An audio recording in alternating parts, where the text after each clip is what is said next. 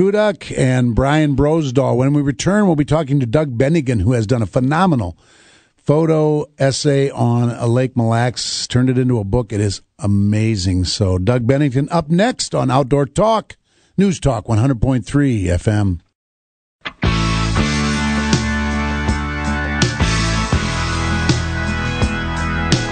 Welcome back to Outdoor Talk on News Talk 100.3 FM.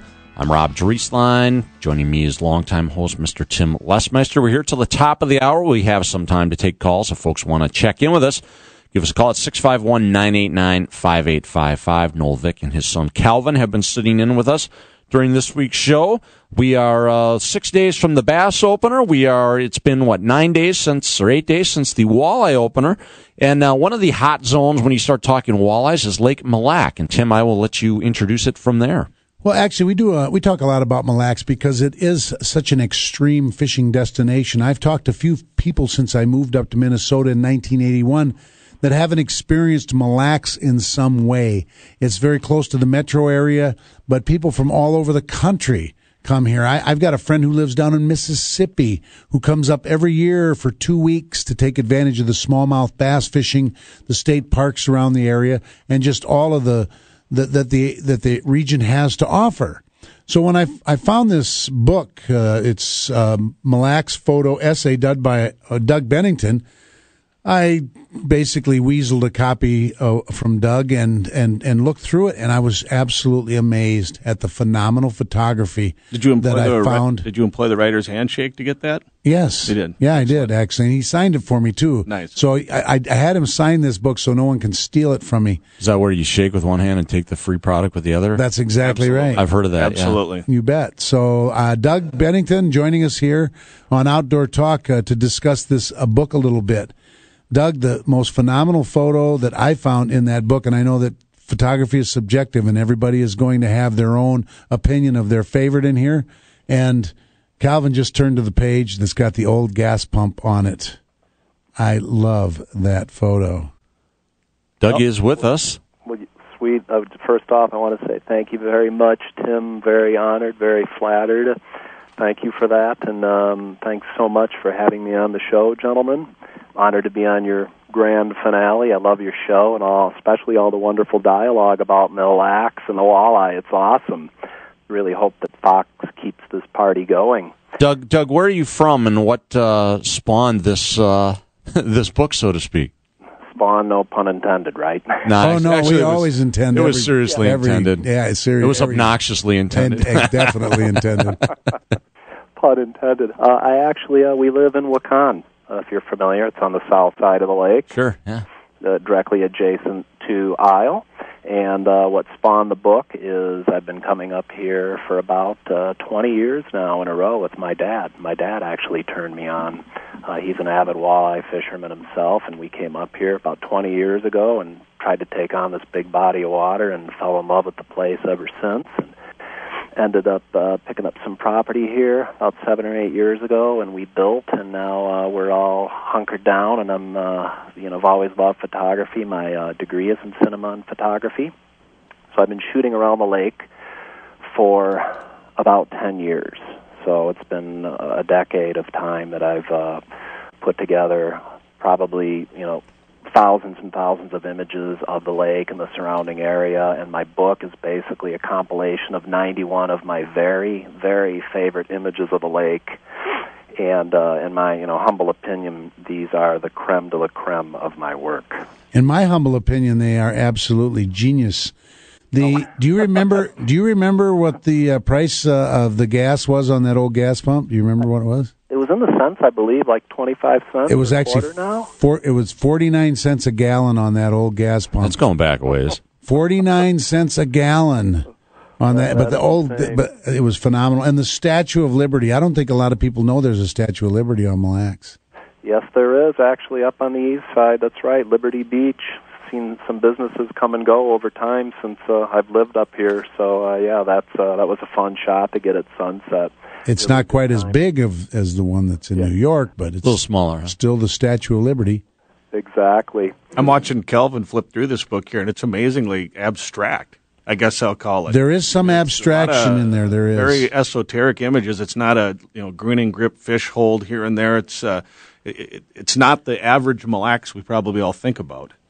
Yeah, and ultimately that's my eye leans towards abstract. That's what I look for a lot when I go out and shoot. But the great thing about the book that it has a wide subject matter for a very vast audience. It has abstract, aerial, wildlife, farm equipment, snowstorms, landscape, ice houses, albino deer, fishing, and more. So, ultimately it's not just for the fishermen. If there's people that like wildlife or prefer ice fishing, it's got just a nice wide array of things for different people to look at. And I think it's a must-have for everyone's coffee table out there.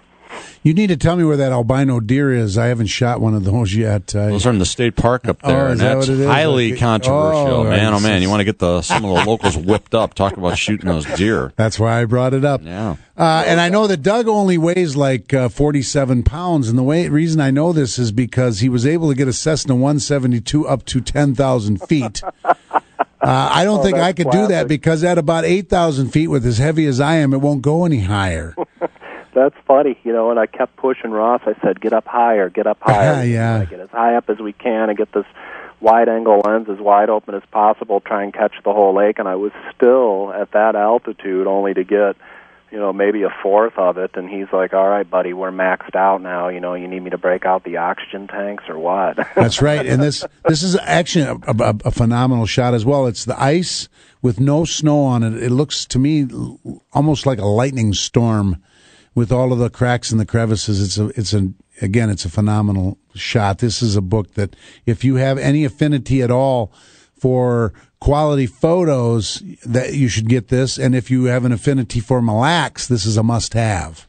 I think one caution to readers or purchasers on this is that I think the cover shot is a little misleading, and actually I want to challenge Doug about that. Who sat around to make that decision? Actually, that's my good friend Chip Fredrickson. He owns a marina here, and I wanted to go out and get just some wild action, some fun sporting shots. So I coerced him to let me take his pontoon boat out in his bay, into Waukon Bay. I used his pontoon boat. He went out on his watercraft, and I had him doing figure eights and high-speed circles. There was this beautiful sunset happening, and I probably banged off. I filled up a whole digital card of like 400 images of him running around on that. Finally whittled it down to my final 3, and then after I don't know how many hours, just spending an inordinate amount of time on my PC, I finally nailed it down to that shot. And, ultimately, you're right. There is some controversy there. I'm sure people would prefer having a nice, quiet evening watching sunset, and here's Chip, tearing it up on the lake. But I really like this shot a lot because of the action and the beautiful swatch of light going on there on the water. Well, I'm surprised Nola's whining about this because he fishes off of his personal watercraft. He owns one and fishes off of it. This is absolutely true. Yes, it's absolutely true. But I don't spin out and do the Rockfords like you see on the cover of this book. Really? Right here. No. And you're wondering how this made it onto the cover because most people do equate Mille Lacs with a big fishing lake. Yeah, that was just a question immediately came to me when I saw that, and for listeners, kind of to help them get past maybe if they see this book on a store shelf to still want to open it up. So why did you put the personal watercraft on the cover, Doug? Just for pizzazz, action, exciting shot. I wanted to do that. So that was, more or less, rather than, I think, more of a serene image would have worked as well. Because the three of us in here would have had a stringer shot with like 20 walleyes on it, yeah. Tim, maybe that's he's speed trolling, figure eighting crankbaits right there. Yeah, for muskies. There you go, yeah. Right on. Well, most importantly, if people do want to get a glimpse of this book, I am in Barnes & Noble nationwide everywhere, so they can hop into their local Barnes & Noble store and check out a copy, or they can order the book online at barnesandnoble.com. All you have to do is key in keywords Mille Lacs online, and that'll pop up, and you'll see Chip there on his wonderful wave runner. And also you can check out more information on my book at DougBennington.com. If you go to Barnes & Noble, you can see the spelling of my name. Also, I will be signing books at the Barnes & Noble Harmar Mall in Roseville, Minnesota, coming up Sunday, June 5th at 2 p.m. So love to meet anyone out there that's interested in talking or seeing more on the book, and we'll be signing then. Well, Doug, best of luck with the book. It's a phenomenal little tome. Anyone who's interested in the lake, and like you said, there's a lot of recreational activities that occur on that lake that I think maybe us hardcore angling files don't understand. I subscribe to the Mille Messenger, and I'm always surprised the things I see on Mille occurring on the lake that maybe don't have anything to do with fishing. Don't they have like a big windsurfing event up there and things like that? Great windsurfing lake. They I see absolutely regattas do. out there. And I actually, in the book, I do have a shot of one of the kites on there. If you guys, I don't know if you saw that. I did. I saw them all. So shot that with a real long lens. That turned out really neat. But another thing, too, for, the photo aficionados out there, I have a nice mix, too. It's not only color, but it also has nice duotone black and white images.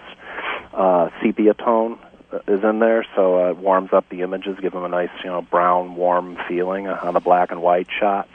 And Doug, hey, you know what? We're running out of time here, bud, but good guys, stuff. And thanks for checking in with us. Good luck with the book. Thank you very much, gentlemen. Have a good evening. Thanks, Doug. Appreciate it. I'm still going to tape a picture of Tony